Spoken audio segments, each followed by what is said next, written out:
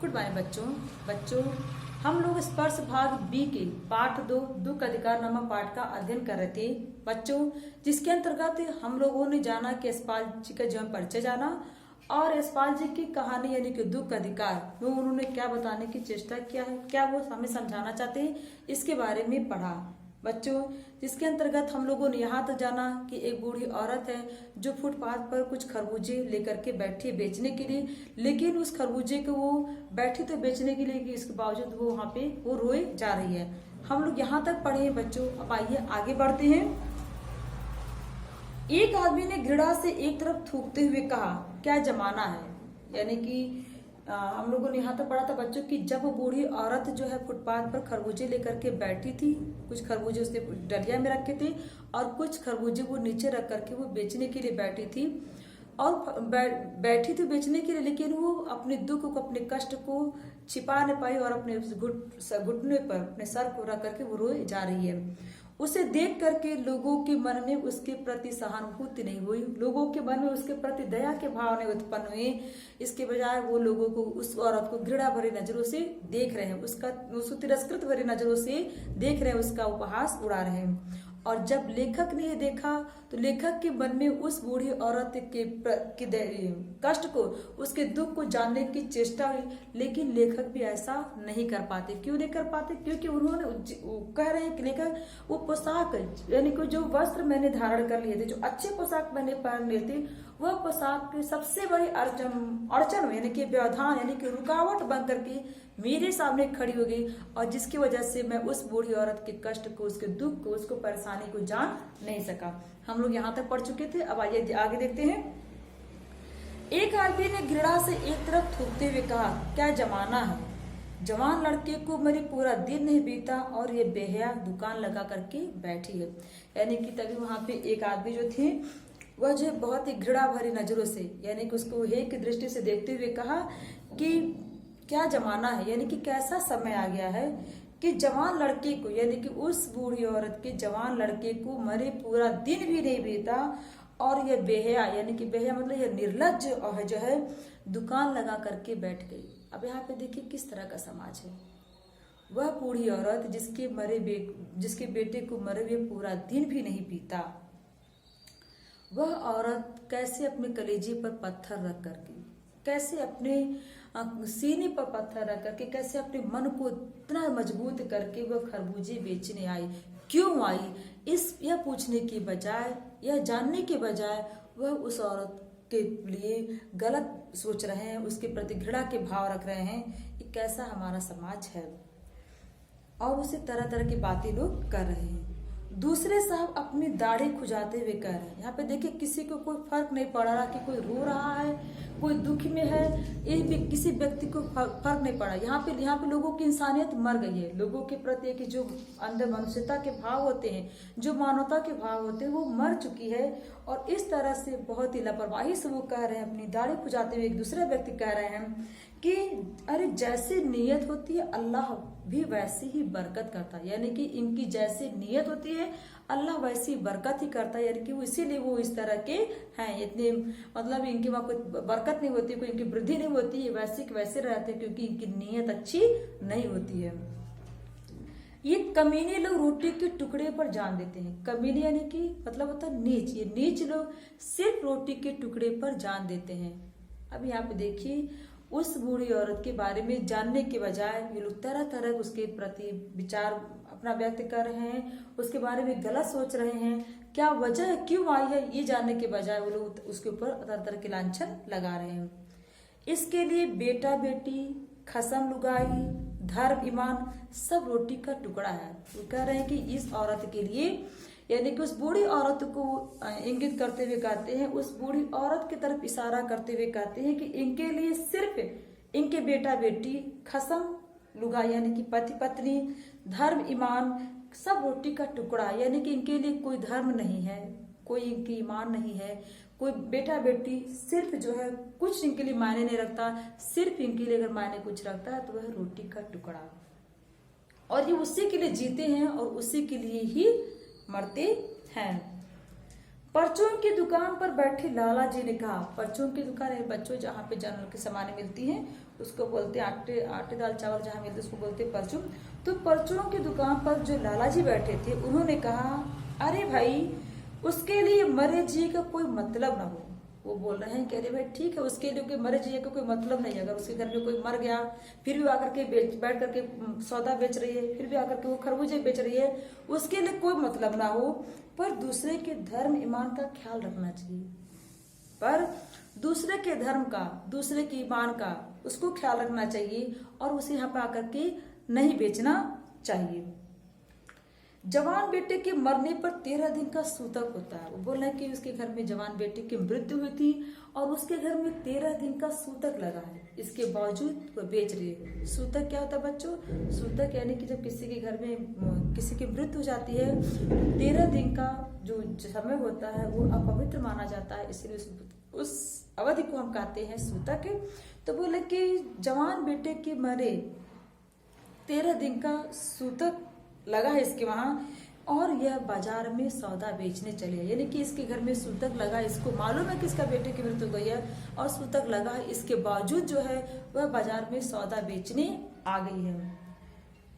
1000 आदमी आते जाते हैं, कोई क्या जानता, यानी कि जब बाजार में बैठे आई बेचने आई है तो यहाँ पे बहुत सारे बाजार, जाहिर सी बात है बाजार में बहुत सारे लोग आते जाते हैं, तो किसी को क्या पता कि इसके घर में सूतक लगा है और कि इसके घर में सूतक है, कोई इसके खरबूजे खा ले तो उसका धर्म ईमान कैसे रहेगा, क्या अंधेरा है। यानी कि किसी को क्या पता कि यह बूढ़ी औरत जो बैठ के खरबूजे बेच रही है उसके जवान बेटे की मृत्यु हो चुकी है, और अगर कोई व्यक्ति उस बच्चे उसके खरबूजे खरीद लेगा तो उसका धर्म ईमान तो नष्ट हो ही जाएगा, क्या अंधेर है। पास पड़ोस की दुकानों से पूछने पर पता चला, अब लेखक ये सब देख रहे थे तो उनसे रहा नहीं गया, तो वो आसपास की जो दुकानें थी वहां पे जाकर के उस बूढ़ी औरत के रोने के बारे में जानने की कोशिश करते हैं। तो कहते हैं कि जब मैं पास पड़ोस की दुकानों पर गया तो मुझे पता चला कि उसका 23 बरस का जवान लड़का था, यानी कि उस बूढ़ी औरत का जो है एक जवान लड़का था जिसकी उम्र थी 23 साल। घर में उसकी बहू और पोता पोती है, यानी कि जो उसका बेटा था उसकी शादी हो चुकी थी, उसकी पत्नी थी और उसके 2 बच्चे थे। लड़का शहर के पास 1.5 बीघा पर जमीन में कचहरी करके परिवार का निर्वाह करता था। वह लड़का जो है शहर के पास ही 1.5 बीघा की जमीन थी और उसमें कचहरी मतलब होता है बच्चों सब्जी उगा करके वह अपने परिवार का निर्वाह करता था। निर्वाह मतलब होता है बच्चों गुजारा। इसमें देखिए निर उपसर्ग है और वह इसमें मूल शब्द है। आप जब भी कभी बच्चों अगर आप कोई भी पाठ को पढ़िए, अगर कहीं भी आपको इस तरह के शब्द दिखाई दे कि जिसमें उपसर्ग हो, जिसमें प्रत्यय हो, उसको आप जरूर नोट कर लीजिए अलग से। तो आप देखिए निर्वाह मतलब उसका अर्थ होता है निर्वाह यानी कि गुजारा करना, लेकिन इसमें प्रत्यय क्या लगा, इसमें प्रत्यय निर प्रत्यय लगा और वाह जो इसमें मूल शब्द है। खरबूजों की डलिया बाजार में पहुंचाकर कभी लड़का स्वयं सौदे के पास बैठ जाता तो कभी उसकी माँ बैठ जाती, यानी कि वह जो लड़का जो उसका 23 साल का जो जवान लड़का था वह जो कचहरी करके अपने परिवार का निर्वाह करता था। कभी जो है वह खरबूजे लेकर के आता तो उसकी माँ बैठ जाती बेचने के लिए, तो कभी वह स्वयं बैठ जाता, यानी कि माँ और बेटी दोनों मिल करके वह खरबूजे को बेचते थे। लड़का परसों सुबह मुंह अंधेरे बेलों में से पके खरबूजे चुन रहा था, और एक दिन की बात है कि सुबह सुबह यानी कि मुंह अंधेरे यानी कि बहुत अर्ली मॉर्निंग, जैसे हल्का हल्का उजाला हुआ रहता है तभी की बात है कि बहुत सुबह सुबह वह जो है पके खरबूजे तोड़ने के लिए, यानी कि जो 1.5 बीघा जमीन में जो कचहरी करता था, जो सब्जी उगाता था, वहां पे पहुंच करके वह जो पके हुए खरबूजे थे उसको चुन रहा था, यानी कि तोड़ रहा था। गीले मेड़ की तरावट, मेड़ यानी कि होता है बच्चों के जब हम खेत के चारों तरफ मिट्टी से एक तरह से बांध देते हैं, मिट्टी ऊंचा ऊंचा करके थोड़ा सा मेड़ बना देते हैं, तो बोले उसी गीली मिट्टी के तरावट मतलब नमी में विश्राम यानी कि आराम करते हुए एक सांप पर लड़की का पैर पड़ गया।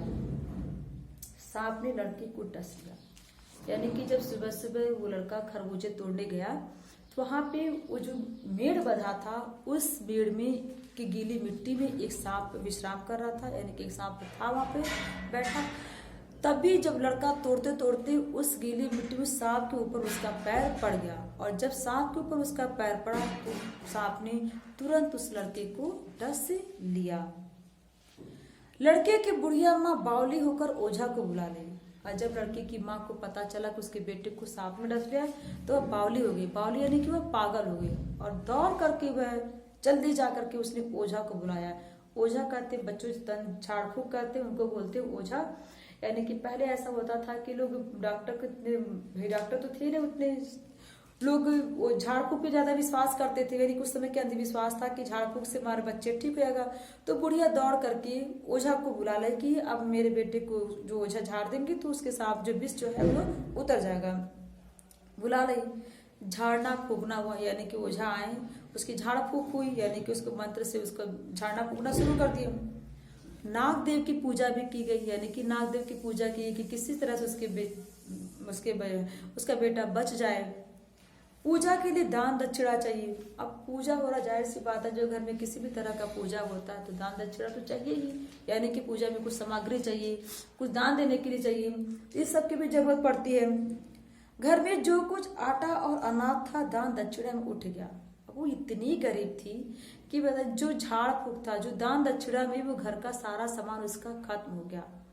अब सोच लीजिए वो कितनी गरीब थी कि वो अपने बेटे को बचाने के लिए घर में जो भी आटा दाल चावल जो भी कुछ पैसा था वो पूरा उसने अपने बेटे को बचाने में लगा दिया। माँ बहू और बच्चे भगवाना से लिपट लिपट कर रोए, पर भगवाना जो एक दफे चुप हुआ तो फिर न बोला। सर्प के विष से उसका सब बदन काला पड़ गया था। यानी कि माँ, यानी कि बुढ़िया, जो बहू और उसके बच्चे उस भगवाना से लिपट लिपट कर पपक पपक कर सब रोए जा रहे हैं, लेकिन एक दफे जो भगवाना मारा मतलब चुप हुआ वो फिर ना बोला। यानी कि उसकी मृत्यु हो चुकी थी, उस सांप का विष जो है उसके पूरे शरीर में फैल चुका था, इसलिए उसकी मृत्यु हो चुकी थी। जिंदा आदमी नंगा भी रह सकता है, परंतु मुर्दे को नंगा कैसे विदा किया जाए। अब प्रश्न उठता है कि उस भगवाना के अंतिम संस्कारों की अंत्येष्टि क्रिया जो है कैसे की जाए, क्योंकि उस बूढ़ी औरत के पास कुछ भी नहीं बचा था। यहाँ पे देखिए क्या है, लेखक कितना विवस्त समय आ गया, दृश्य आ गया है कि कह रहा है कि जिंदा आदमी को तो हम नंगा भी रह सकते कि चलो एक कोरे में बैठे रहो, ढक दिया किसी चीज से कि हाँ पर लगा दिया, लेकिन मुर्दे के लिए कफन की तो व्यवस्था करनी ही थी। बिना कफन के तो उसके अंत्येष्टि संस्कार हो ही नहीं सकता। तो इसीलिए कह रहे कि जिंदा आदमी नंगा भी रह सकता है, परंतु मुर्दे को नंगा कैसे विदा किया जाए, उसके लिए तो कफन की आवश्यकता पड़ती ही है।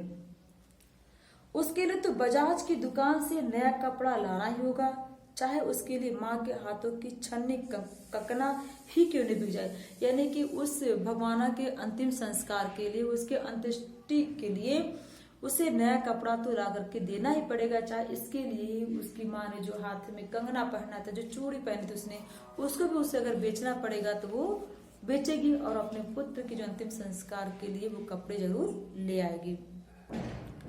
भगवाना परलोक चला गया, यानी कि भगवाना की मृत्यु हो चुकी, वो परलोक चला गया, यानी कि दूसरे लोक चला गया। घर में जो कुछ चूनी भूसी थी उसको विदा करने में चली गई, यानी कि घर में जो कुछ भी था, जो कुछ चूनी भूसी यानी कि जो भी आटा दाल जो भी थोड़ा बहुत पैसा था वो सब कुछ उसे विदा करने में चली गई, यानी कि उसके अंत्येष्टि क्रिया में खत्म हो गई। बाप नहीं रहा तो क्या, लड़के सुबह उठते भूख से बिलबिलाने लगे। अब ऐसा नहीं है कि भगवाना चला गया तो बच्चों को भूखने लगेगी या फिर उसे किसी चीज की जरूरत नहीं पड़ेगी। तो बच्चे जैसे सुबह उठे उन्हें भूख बिलबिलाने लगे, यानी कि भूख से वो तड़पने लगे, कुछ खाने के लिए मांगने लगे कि मुझे कुछ खाना दो। दादी ने उन्हें खाने के लिए खरबूजे दिए। अब बूढ़ी औरत क्या करती, उसके पास और कुछ था ही नहीं, तो जो खरबूजे भगवाना ने तोड़े थे उसी खरबूजे को काट करके उसने उन बच्चों को, जो बच्चे उनके दोनों बच्चे जो है पोते पोते जो उसके जो रो रहे थे उसको उसने दिया कि तुम ये सब खा लो। लेकिन बहू को क्या देती, बच्चे को तो उसने शांत कर दिया खरबूजे दे करके कि चलो खा लो, अच्छा पेट थोड़ा सा भर जाएगा तुम खा लो यही। लेकिन बहू को क्या देती, बहू का बदन बुखार से तवे की तरह से तप रहा था। बहू को तो खरबूजे दे नहीं सकते क्योंकि बहू का जो बदन यानी कि उसका शरीर जो है बुखार से तप रहा था, उसके बहुत तेज उसे ज्वर ने जकड़ लिया था, यानी कि बहुत तेज उसे बुखार था।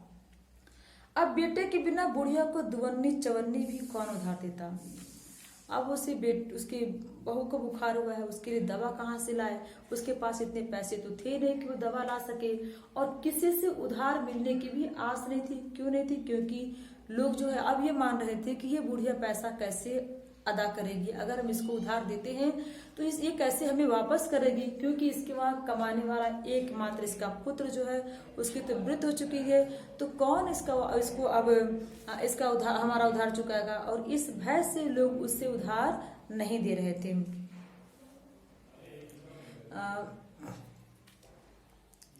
बुढ़िया रोते रोते और आंखें पोंछते पोंछते भगवाना के बटोरे हुए खरबूजे डलिया में समेटकर बाजार की ओर चली, और चारा भी क्या था। ऐसे में बुढ़िया क्या करती। बुढ़िया के पास कोई विकल्प नहीं था, उसके पास कोई उस समस्या का समाधान नहीं था, कोई उसे उधार दे नहीं रहा था। तो ऐसे में वो क्या करती। क्या वो अपने बच्चों को, अपनी बहू को मरने देती।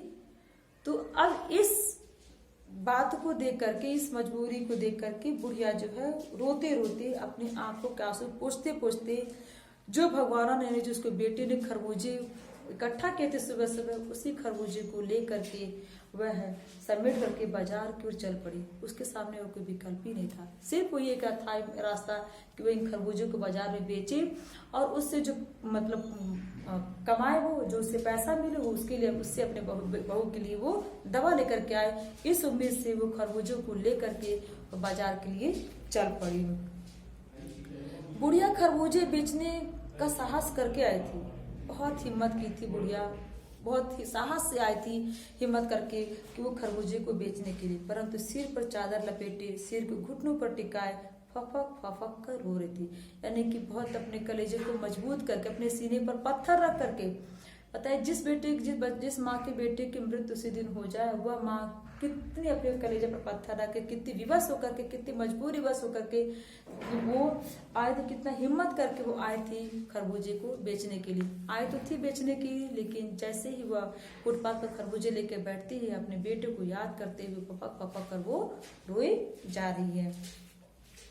कल जिसका बेटा चल बसा, आज वो बाजार में सौदा बेचने चली, हाय रे पत्थर दिल। यानी कि कल जिस माँ का बेटे की मृत्यु हो गई थी, आज वही माँ जो है अपने बेटे की दर्द को अपने अंदर समेटे हुए, अपने अंदर छिपाए हुए, अपने दिल पर पत्थर रख करके वो खरबूजे बेचने आ गई थी। तो कहते हाय रे पत्थर दिल, कितना बड़ा उसका कलेजा था, कितनी बड़ी उसकी साहस, कितना साहस था, कितनी बड़ी उसकी हिम्मत थी। बच्चों, आज के लिए इतना ही, आगे हम लोग कल पढ़ेंगे। इस पाठ में बच्चों जहाँ जहाँ भी आप लोगों को इस तरह के जैसे पुनरुक्त वाले शब्द मिले, जैसे देखिए यहाँ पर फफक फफक कर है, और जिस तरह से यहाँ पे मैंने आप लोगों को बताया कि निर्वाह यहाँ पे, जहाँ पे उपसर्ग प्रत्यय जिन शब्दों में है, शब्दार्थ जो कठिन शब्द है उसको आप लोग अपनी कॉपी में वहां से लिख लीजिएगा। इस तरह से बच्चों आप लोग का पेपर अच्छे से तैयार हो जाएगा बेटा। तो आज के लिए इतना ही, आगे हम लोग कल पढ़ेंगे। धन्यवाद।